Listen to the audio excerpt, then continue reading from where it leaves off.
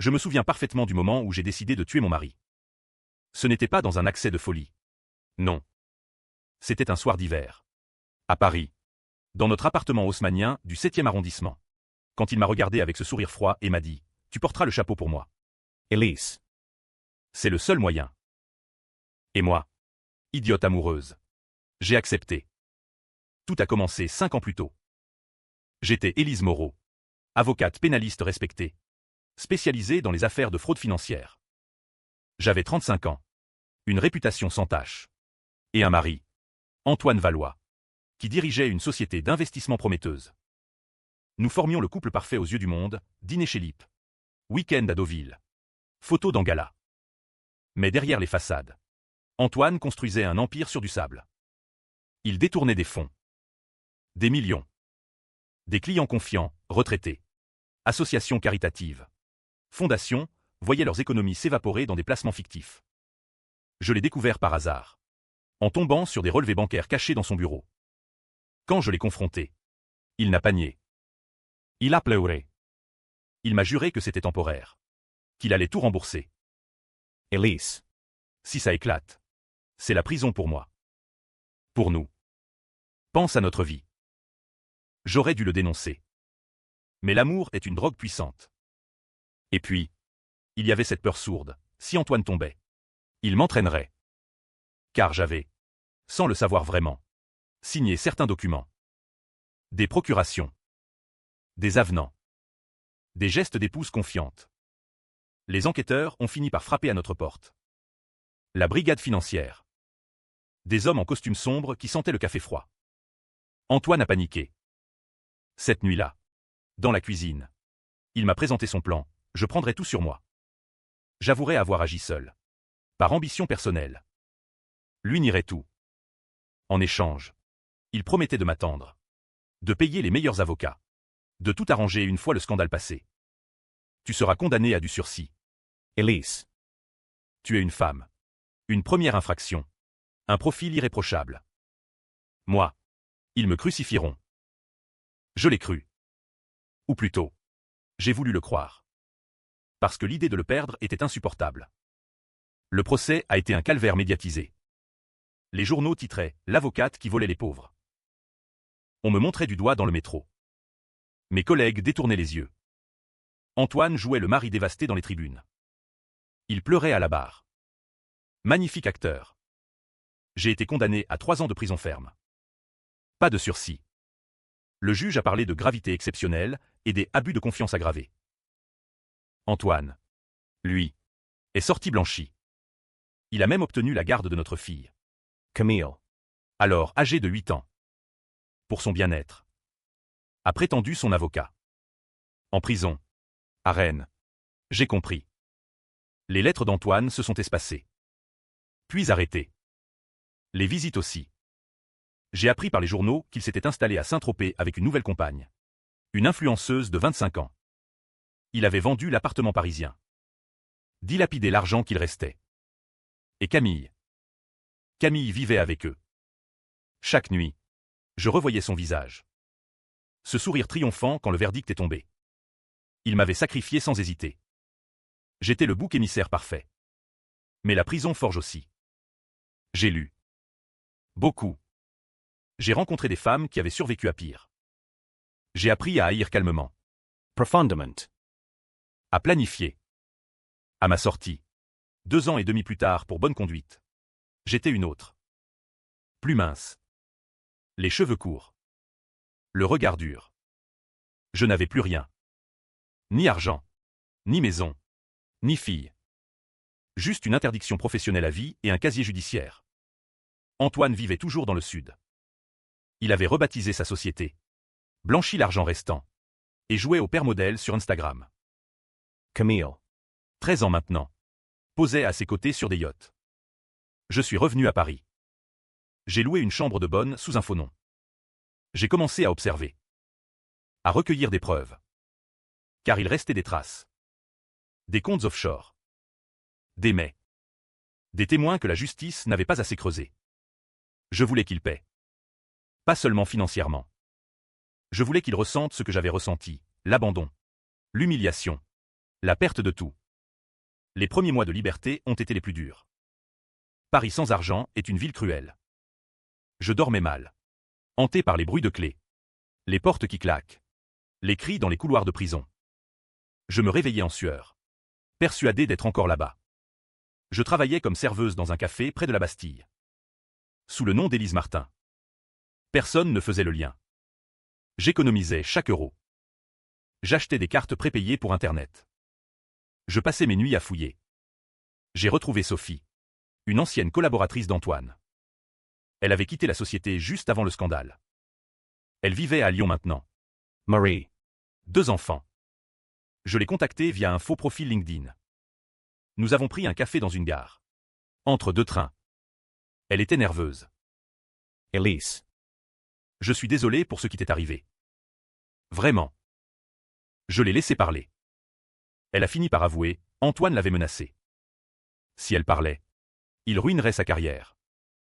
Elle avait des preuves. Des enregistrements. Des conversations où il donnait des ordres pour les transferts illégaux. Pourquoi tu ne les as pas donnés à la police? Elle a baissé les yeux.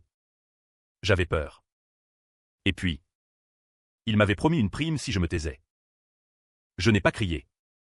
J'ai juste demandé les fichiers. Elle a hésité. Longtemps. Puis elle me les a envoyés. Un soir. Depuis une adresse anonyme. C'était de l'or. Des preuves irréfutables. Mais insuffisantes pour ouvrir le dossier seul. Il me fallait plus. J'ai commencé à suivre Antoine sur les réseaux. Il postait tout, vacances à Courchevel. Dîner chez Ducasse. Photos avec Camille. Ma fille. Elle avait grandi.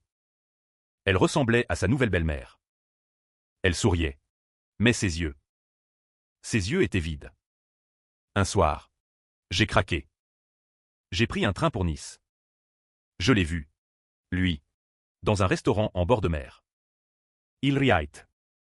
Il embrassait sa compagne. Camille n'était pas là. Je suis resté dehors. Sous la pluie. Je tremblais. Pas de froid. De rage. De retour à Paris. J'ai décidé que la justice officielle ne suffirait pas. Antoine avait trop d'amis au placé. Des juges qui l'avaient invité à dîner. Des journalistes qui l'arrosaient. Non.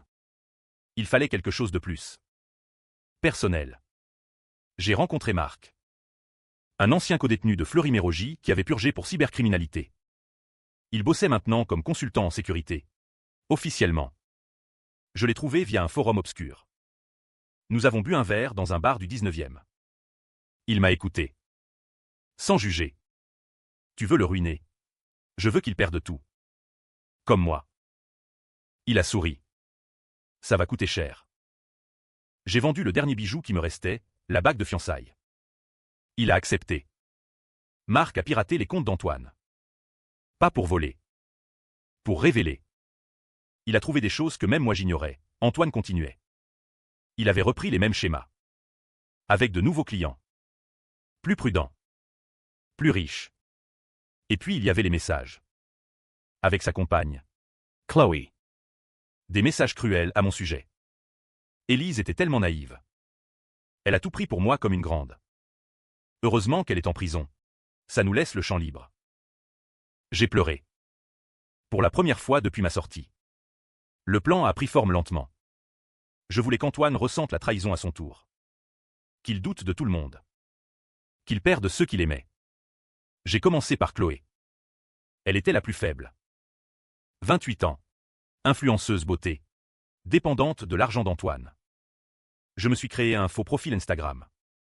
Une maquilleuse parisienne talentueuse. Je l'ai suivie. Commenté. Flattée. Au bout de 3 mois. Elle m'a écrit. On a change. Puis pris un café à Paris. Quand elle montait pour un événement. Elle était belle. Vide. Elle parlait sans cesse d'argent. De marque. De voyage. Je l'écoutais. Je posais des questions sur Antoine.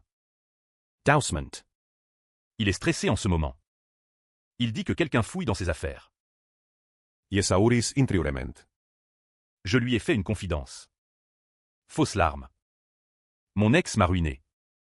Il m'a fait porter le chapeau pour ses fraudes. Elle a pâli. C'est horrible. Mais j'ai vu la peur dans ses yeux. L'idée que ça pouvait lui arriver.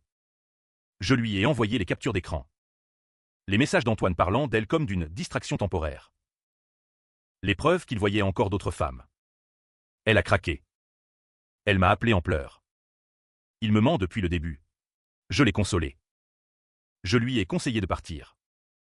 De prendre ce qu'elle pouvait et de disparaître. Elle l'a fait. Un matin, elle a vidé son compte joint et s'est envolée pour Dubaï. Avec un influenceur plus jeune. Antoine a pété les plombs. Il a posté des messages rageurs. Puis les a effacés. Il a appelé la police pour vol. Rien. Elle était majeure. L'argent était commun. Puis j'ai attaqué sa société. Marc a envoyé des mails anonymes aux principaux investisseurs. Avec les preuves. Les anciens et les nouveaux crimes. Les retraits ont commencé. Lentement d'abord. Puis en cascade. Antoine a rapatrié Camille à Paris. Il avait peur. Il ne sortait plus. Il changeait les serrures. Je le surveillais. De loin. J'avais loué un appartement en face du sien. Rue de l'Université. Je voyais les lumières s'allumer tard. Les disputes au téléphone. Camille m'a aperçu un jour. Dans la rue. Elle s'est arrêtée. Elle m'a regardé longuement. Je n'ai pas bougé. Elle n'a rien dit. Elle est rentrée. Cette nuit-là, j'ai rêvé d'elle. Elle avait 8 ans. Elle me demandait pourquoi je l'avais abandonnée. Je me suis réveillé en hurlant. Antoine a commencé à boire. Je le voyais tituber en rentrant. Il maigrissait. Il ne postait plus rien. Un soir, il m'a appelé. D'un numéro masqué. Élise, c'est toi? Je n'ai pas répondu. Je sais que tu es derrière tout ça. Arit. S'il te plaît. On peut parler. J'ai raccroché. Il a tenté de me retrouver. Il a engagé un détective. Mais j'étais prudente. Je changeais de trajet. De vêtements. De coiffure. Puis est venu le moment de Camille. C'était le plus dur. Je l'ai contactée via un faux compte TikTok. Une adolescente qui aimait les mêmes séries. On a dispute. Longtemps. Elle parlait peu de son père. Elle disait qu'il était bizarre depuis que Chloé était partie. Un jour, elle m'a écrit « J'aimerais revoir ma mère ». Mon cœur s'est arrêté. On s'est donné rendez-vous dans un parc près du lycée. Elle est arrivée. Plus grande. Plus belle. Elle m'a regardé. Maman. J'ai hoché la tête. Elle a pleuré. Je l'ai prise dans mes bras. Elle sentait encore le même shampoing. Elle m'a raconté comment Antoine lui avait dit que j'étais malade. Dangerous. Qu'il valait mieux qu'elle m'oublie. Comment il l'avait emmenée loin. Je n'ai jamais cru que tu m'avais abandonné volontairement. Je lui ai tout expliqué. Pas les détails sordides. Mais la vérité. Elle voulait vivre avec moi. Mais elle avait peur de son père. Il est capable de tout quand il a peur. Je savais. La chute a été rapide. Les investisseurs ont porté plainte. La brigade financière a rouvert l'enquête. Cette fois, avec les nouvelles preuves.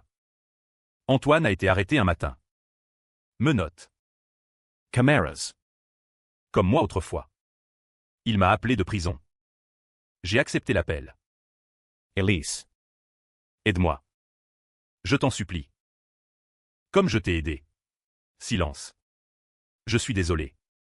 Vraiment. J'avais peur. Moi aussi. Antoine. Moi aussi. Il a été placé en détention provisoire. Les chefs d'accusation étaient lourds. 10 ans minimum. Camille est venue vivre avec moi. Officiellement. Le juge aux affaires familiales a tranché en ma faveur. Nous avons reconstruit. Lentement. Des soirées à parler. Des silences aussi. Des larmes. Mais je n'étais pas en paix. Pas totalement. J'allais le voir au parloir. Parfois. Il maigrissait. Il perdait ses cheveux. Il m'essoupliait. Un jour. Il m'a dit, tu as gagné. Elise. Tu m'as détruit. J'ai souri. Non. Tu t'es détruit tout seul. Je n'ai fait que révéler qui tu étais vraiment. Il a pleuré. Je suis sorti. Il faisait beau. Paris sentait le printemps. Le procès d'Antoine a été encore plus médiatisé que le mien. Les journaux parlaient de la vengeance d'une femme bafouée. Certains me traitaient de héroïne. D'autres de monstre. Camille refusait d'y assister. Elle disait qu'elle voulait tourner la page. Le jour du verdict, Antoine a été condamné à 12 ans ferme. Confiscation de tous ses biens. Interdiction définitive d'exercer. Il m'a regardé une dernière fois. Dans ses yeux, il n'y avait plus de haine. Juste du vide. Quelques mois plus tard, j'ai reçu une lettre de lui. De prison. Elise. Je pense à toi tous les jours. Pas avec rancœur. Avec regret. J'ai compris trop tard ce que je t'avais fait subir. Je ne te demande pas pardon. Je sais que tu ne me le donneras pas. Mais sache que je suis puni. Plus que ce que la justice a décidé. Je n'ai plus rien. Plus personne. Camille ne répond plus à mes lettres. Je suis seul. Comme tu l'as été. Antoine, j'ai lu la lettre. Longtemps. Puis je l'ai brûlée. Camille et moi avons déménagé en Bretagne. Une petite maison près de la mer. J'ai repris des études. Pour devenir enseignante. Parfois. Le soir. Je regarde l'océan. Je pense à ces années perdues. À la femme que j'étais. À celle que je suis devenue. La vengeance m'a reconstruite. Mais elle m'a aussi abîmé. Irremediablement. Était-ce justice, ou simplement un autre crime? Je ne sais pas.